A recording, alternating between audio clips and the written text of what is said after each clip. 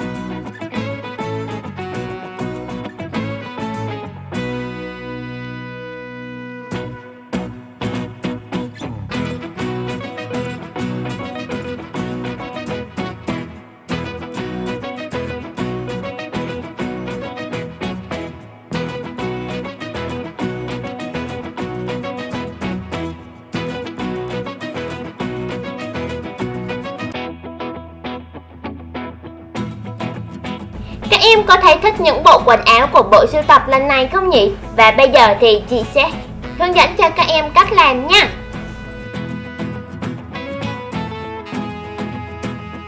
Đầu tiên thì chúng ta vẫn sẽ làm như mọi lần, đó chính là in những cái trang giấy này ra nhé. Tiếp theo thì chúng ta sẽ sử dụng băng keo trong để dán mặt trước và mặt sau và dùng kéo để cắt tất cả các chi tiết ra nhé. Và đây là sau khi chị đã cắt xong tất cả ra rồi nè. Và bây giờ chị sẽ bắt đầu dán hai trang sách lại với nhau nha. Bằng cách là sử dụng băng keo trong.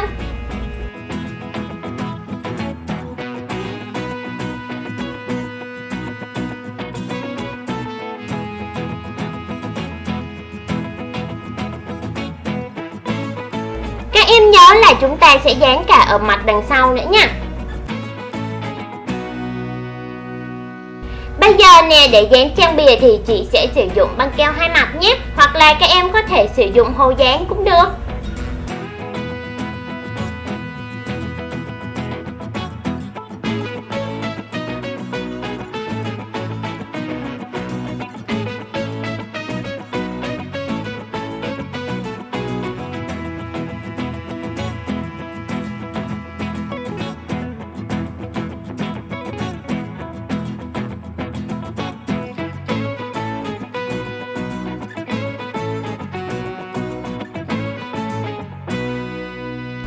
Và chúng ta sẽ dán cái tủ lại bằng cách cũng sử dụng băng keo hai mặt nhé. Và chúng ta sẽ chỉ sử dụng băng keo hai mặt ở ba cạnh giống như của chị thôi nha.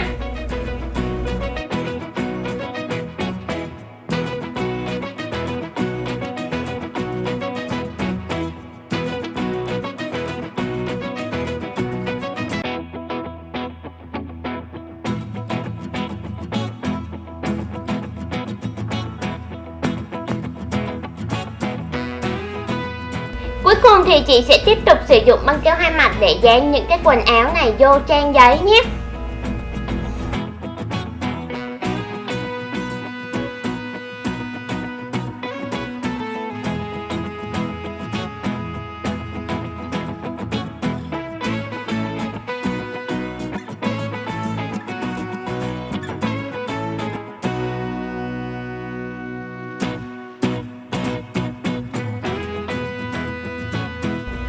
Và bây giờ để ghép hai phần tông này lại với nhau thì chị sẽ sử dụng băng keo trong nè.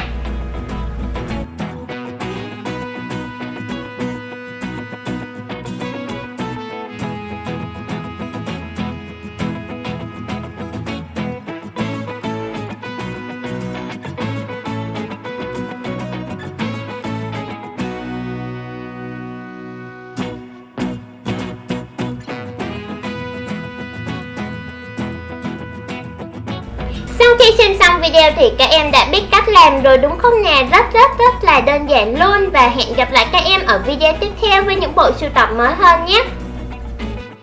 Nếu các em thích thì hãy ủng hộ chị bằng cách đăng ký kênh, like và share các video sau nhé.